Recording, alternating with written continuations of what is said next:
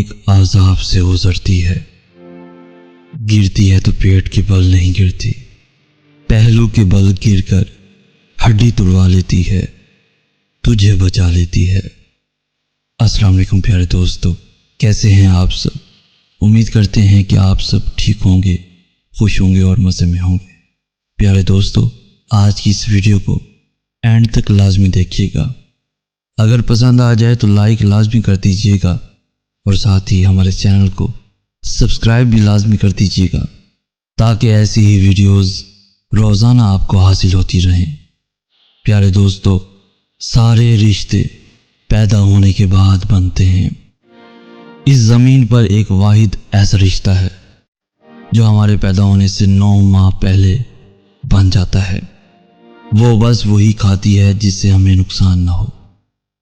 وہ بڑے سے بڑے درد میں بھی عذاب بھگت لیتی ہے، مگر درد مارنے کی دوا نہیں کھاتی کہ کہیں وہ دوا ہم کو نہ مار دے۔ ہم اس کی پسند کے کھانے چھڑا دیتے ہیں، ہم اس پر نیند حرام کر دیتے ہیں۔ وہ کسی ایک طرف ہو کر چین سے سو نہیں سکتی، وہ سوتے میں بھی جاگتی رہتی ہے۔ 9 مہینے ایک عذاب سے گزرتی ہے، گرتی ہے تو پیٹ کے بل نہیں گرتی، پہلو کے بل گر کر ہڈی توڑوا لیتی ہے، تجھے بچا لیتی ہے۔ اس نے ابھی تیری شکل نہیں دیکھی۔ لوگ شکل دیکھ کر پیار کرتے ہیں، وہ غائبانہ پیار کرتی ہے۔ لوگ تصویر مانگ کر سلیکٹ کرتے ہیں، دنیا کا کوئی رشتہ اس خلوص کی مثال پیش نہیں کر سکتا۔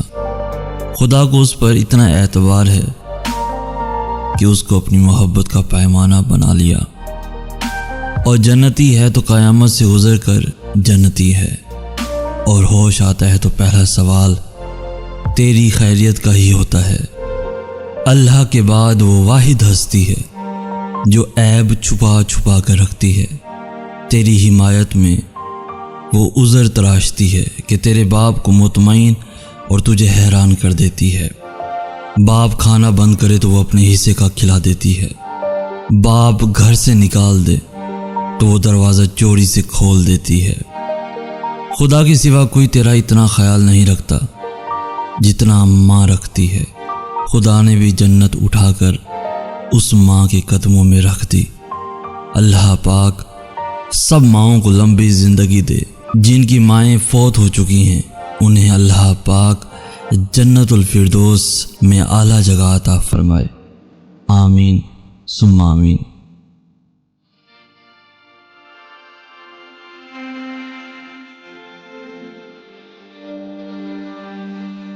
مائیں سکھ کی چھاؤں جیسی ہوتی ہیں، دکھ میں سرد ہواؤں جیسی ہوتی ہیں، دے کر اپنی خوشیاں دکھ سہ لیتی ہیں۔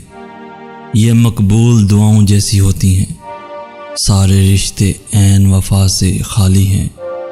یہ بھرپور دعاؤں جیسی ہوتی ہے، جب سناٹا روحیں گھائل کرتا ہے تب باسوز صداؤں جیسی ہوتی ہے۔